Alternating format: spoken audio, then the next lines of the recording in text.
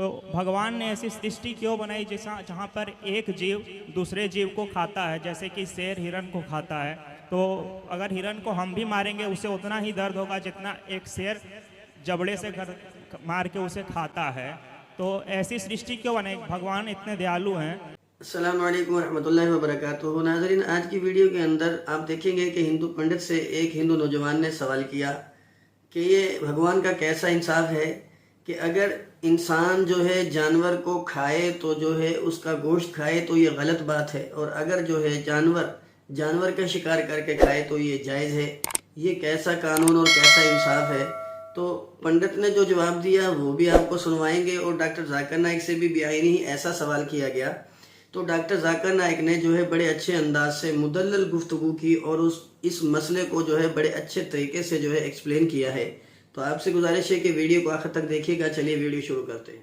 सब कहते हैं कि भगवान बहुत दयालु हैं, और आप भी कहते हैं कि हमें जीव हत्या नहीं करनी चाहिए, मीट मांस नहीं खाना चाहिए। तो भगवान ने ऐसी सृष्टि क्यों बनाई जैसा जहाँ पर एक जीव दूसरे जीव को खाता है, जैसे कि शेर हिरन को खाता है। तो अगर हिरन को हम भी मारेंगे उसे उतना ही दर्द होगा जितना एक शेर जबड़े से मार के उसे खाता है। तो ऐसी सृष्टि क्यों बनाई? भगवान इतने दयालु हैं, तो फिर ऐसी सृष्टि बनाते जहाँ सब शाकाहारी हो। जैसे कि हम इंसानों को तो चॉइस दिया गया है, बट उन जानवरों को ऐसा चॉइस नहीं दिया गया है। तो इसका क्या क्या करना चाहिएगा?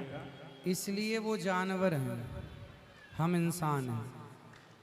हम इंसान हैं, हमें पता है कि दर्द क्या होता है, पीड़ा क्या होती है, दया क्या होती है। वो जानवर हैं, उनमें समझ नहीं है, हमारी और आपकी तरह अक्ल नहीं है। ईश्वर ने हमें बुद्धिमान बनाया है। बाकी हर पक्षी एक दूसरे का शिकार करता है। जैसे बिल्ली चूहे को खाती है, कुत्ता बिल्ली को खा जाता है। बरसात में कीड़े उड़ते हैं, उन कीड़ों को पकड़ पकड़ कर चिड़िया खा जाती है। मतलब एक दूसरे के हत्या करके वो अपना भरण पोषण करते हैं। वो जानवर हैं। भगवान ने संसार विचित्र इसलिए बनाया है क्योंकि सारी सृष्टि में एक ही कलर के पुष्प होते तो इतनी सुंदरता ना होती जितनी सुंदरता। अच्छा सवाल पूछा है कि हदीस मैंने पेश की, सुनन निसाई की हदीस नंबर 4451 में, इसमें लिखा है कि I would not kill a sparrow without a reason. एक चिड़िया का भी कत्ल ना करो बिना कोई वजह के। भाई साहब का अच्छा सवाल है कि कुछ लोग अच्छे स्वाद के लिए, अच्छे टेस्ट के लिए, लजीज खाना बनाने के लिए जानवरों का, परिंदों का कत्ल करते, कैसा ही है? आप पूछना चाहते हैं नॉनवेज अलाउड है कहने? पहले मैं ये कहना चाहता हूँ, अगर आप पूछना चाहते हैं नॉनवेज सही है कहने, एक मुसलमान अच्छा मुसलमान बन सकता है 100% वेजिटेरियन होने के बाद भी। नॉनवेज खाना इस्लाम में फ़र्ज नहीं है, इस्लाम में गोश्त खाना फ़र्ज नहीं है। लेकिन क्योंकि कुरान में लिखा है सूरह माइदा में सूरह नंबर 5 आयत नंबर 1 में, और सूरह नहल सूरह नंबर 16 आयत नंबर 5 में, कि अल्लाह ताला ने इजाज़त दी है, खुदा ने इजाज़त दी है, वो जानवर जो भेड़ बकरी है, cattle, you can have them for food. Allah ताला इजाज़त दी, इसलिए हम खा सकते हैं। लेकिन अभी हम चेक करेंगे कि ये सही है कहने। आज साइंस ये कहता है कि कोई भी वेजिटेरियन फूड में एक इंसान को ज़रूरत है 20 to 23 अमाइनो एसिड्स जीने के लिए। उसमें से 8 एसेंशियल अमाइनो एसिड्स है जो अपने जिस्म में नहीं बनते, हमारे फूड में होना ज़रूरी है, हमारे खाने में होना ज़रूरी है। इसे कहते हैं 8 एसेंशियल अमाइनो एसिड्स। आज की साइंस ये कहती है कोई भी वेजिटेरियन फूड नहीं है, कोई भी भाजीपाला नहीं है जिसमें सारे 8 अमाइनो एसिड्स है। Non veg food is a good source of protein. और एक बात आज साइंस ये कहती है कि the non veg food is more nutritious. और आप देखेंगे कि जो भी जानवर है जो घास फूस खाते हैं, हर्बिवोरस एनिमल, उनके दांत को आप देखेंगे, उनके दांत चपटे हैं, हर्बिवोरस सेट ऑफ टीथ। सही? हाँ जी, हाँ जी, हाँ। एक बार नहीं, कई बार बोला हूँ, कई बार बोला और आज भी दोहरा रहा हूँ क्योंकि आपने सवाल पूछा है। बराबर फॉलो होते थे तो जवाब जानते थे, लेकिन शायद आपने कुछ मेरी तकरीर सुने, कुछ नहीं सुने। मैं पूरा जवाब दूंगा इंशाल्लाह, फिर आप बात कर सकते हैं। जब आप देखेंगे कार्निवोरस एनिमल, जो जानवर है जो गोश्त खाते हैं, लायन, टाइगर, लेपर्ड, उनके पास नोकीली दांत है, कार्निवोरस सेट ऑफ टीथ। जब आप अपने आप को देखेंगे आईने में, इंसान अगर आईने में देखेगा कि इंसान के पास चपटे दांत भी है, नोकीले दांत भी है। हर्बिवोरस भी कार्निवोरस है, we have a omnivorous set of teeth. अगर खुदा चाहता कि हम सिर्फ घास खाए और वेजिटेबल्स खाए तो अल्लाह नोकीले दांत क्यों दिए? नॉनवेज खाने के लिए। आज साइंस ये कहती है कि जितने हर्बिवोरस एनिमल है, काऊ, गोट, शीप, वो सिर्फ वेजिटेबल डाइजेस्ट कर सकते हैं, फ्लेश डाइजेस्ट कर ही नहीं सकते। जितने भी कार्निवोरस एनिमल है, tiger, leopard, lion, they can only digest flesh. वो घास डालेंगे तो हजम ही नहीं कर सकते। जो इंसान है हमारे पास लॉन्ग इंटेस्टाइन है, स्मॉल इंटेस्टाइन है। वो हम घास फूस भी डाइजेस्ट कर सकते हैं, नॉन वेज भी डाइजेस्ट कर सकते हैं। अगर खुदा चाहता है कि हम सिर्फ वेजिटेबल खाए तो नॉन वेज डाइजेस्ट करने की गोद क्यों दे? तो इससे साबित होता है scientifically we can have non veg and veg both. हमें गलत फहमी है अक्सर कि हिंदू धर्म में वेजिटेबल खाना हराम है। मैं अभी कह चुका हूँ Manusmriti chapter number 5 verse number 30 में, चैप्टर नंबर 5 वर्स नंबर 30 में कहा गया मनुस्मृति में कि खुदा ने कुछ जानवर बनाए खाने के लिए और कुछ खुराक बनने के लिए। अगर खुराक बनने वाले जानवर खा जाते हैं खाने वाले जानवर के जरिए तो ये गुनाह नहीं है। आगे लिखा है Manusmriti chapter number 5 shloka number 30 में कि अगर आप खाने वाले जानवर खाते हैं तो गुनाह नहीं है। मनुस्मृति चैप्टर नंबर 5 वर्ष नंबर 40 में कहा गया है कि कुछ जानवर कुर्बानी के लिए बनाए गए, अगर आप कुर्बानी के जानवर का कत्ल करते हैं तो गुनाह नहीं है। अगर आप पढ़ेंगे महाभारत अनुशासन पर्व चैप्टर नंबर 88 में, उसके अंदर युधिष्ठिर पांडव के बड़े भाई वो बीच में से पूछते हैं कि हमारे जो पुरखे एंसेस्टर्स जो मर गए उनको सुकून पहुंचाने के लिए हम यज्ञ में पूजा में क्या दे? तो भीष्म कहता है अगर आप भाजी पाला देंगे तो हमारे बाप दादा 1 महीने के लिए संतुष्ट रहेंगे।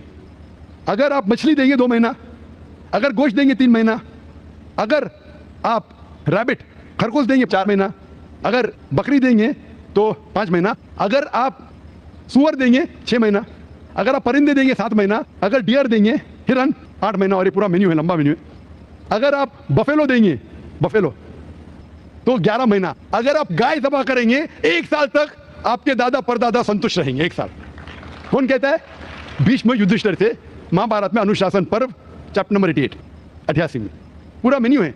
वेद में कई जगह लिखा है कि साधु संत गोश्त खाते थे, गाय भी खाते थे। तो इससे यह मालूम पड़ता है कि हिंदू धर्म में गोश्त खाने की ममानियत नहीं है। लेकिन कुछ मजहब है जो कहते हैं कि जीवित को नहीं मानना चाहिए, मिसाल के तौर पे जैनिज्म एक्सेट्रा, और वो ये प्रचार करते हैं कि कोई भी जानवर का कत्ल नहीं करना चाहिए, इसीलिए गोश्त खाना हराम है।